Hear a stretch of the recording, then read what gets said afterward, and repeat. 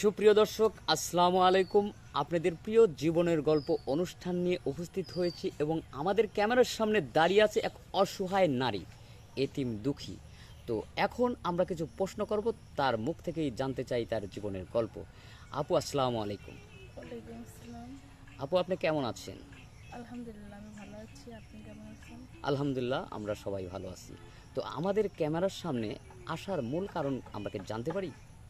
হ্যাঁ, আমি একটা ইতিম মেয়ে, অনেক অসহায়। আমার খোঁজ খবর নেওয়ার মতো কেউ নাই। আর ছোটবেলা থেকে আমি কাউকে পাই নাই, আমার পাশে কেউ দাঁড়াবে এমন কেউ নাই। আচ্ছা, আপনি এতিম, আপনার বাবা মা কেউ নেই? আমার বাবা মা কেউ নেই। আমি জন্মানোর পর বুঝতে পারছি যে আমার বাবা মা কেউ নেই। মানে আমি যখন জন্মেছি তখন আমার মা মারা গেছে। তারপরে আপনার বাবা? তার আগে আমার বাবা মারা গেছে। আপনি জন্মানোর আগে আপনার বাবা মারা গেছে, আর আপনার জন্মানোর পরে আপনার মা মারা গেছে। হ্যাঁ, তাহলে আপনি এত বড় হয়েছেন কার কাছে? আমার মামার কাছে। আপনার মামার কাছে। আপনি পড়াশোনা জানেন? হ্যাঁ, পড়াশোনা জানি। কতদূর পর্যন্ত পড়াশোনা জানেন? এসএসসি পর্যন্ত পড়ছি। এই এসএসসি পর্যন্ত আপনার মামাই আপনাকে পড়াশোনা করাইছে। হ্যাঁ, তো তারপরে কি, মানে আপনি তো আপনার মামা আপনাকে মানুষ করছেন, তারপরে কেন আমাদের ক্যামেরার সামনে আসলেন? কারণ মামা এখন বিয়ে করছে। মামা ভ্যান চালাইতো, মানে মামি আমাকে দেখতে পারে না, অনেক মারামারি করে।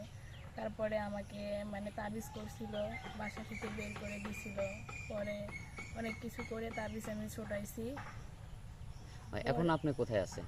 এখন আমি এক আপুর বাসায় আশ্রয় নিছি। পরে ওই আপুর কাছে যোগাযোগ করে আপনাদের এখানে চলে আসলাম। ও আচ্ছা, মানে দেখা গেল যে আপনার মামা নিয়ে অনেক অত্যাচার করে, যার কারণে দেখা যায় মামা সংসার হয়তো করতে গেলে অনেক বাধা বিঘ্ন তো আসে, তাই চাচ্ছে না যে আপনার কারণে তার সংসারের অশান্তি সৃষ্টি হোক।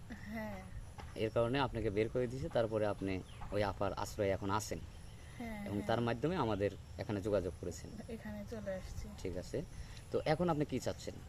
এখন আমি চাই যদি কোনো প্রবাসী ভাই বা কোনো বয়স্ক ভাইয়া যদি থাকে, বা দেখা যাচ্ছে ঘরে বউ আছে, তারপর হচ্ছে ছেলে মেয়ে আছে, ঘরেও অশান্তি, সংসারে কোনো শান্তি নেই, এরকম কোনো ভাই যদি আমাকে বিয়ে করতে চায় তাহলে আমি রাজি আছি।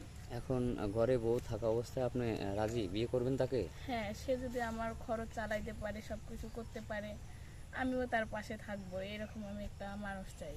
ও, তার মানে আপনার কাছে বয়স কোনো ম্যাটার না, কিন্তু আপনার বয়স তো কম। আপনার বয়স কত?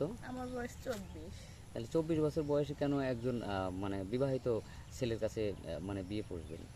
কারণ এখন আমি ইয়াং ছেলেকে বিয়ে করতে যাব না, কারণ আমি গরিব ঘরের সন্তান।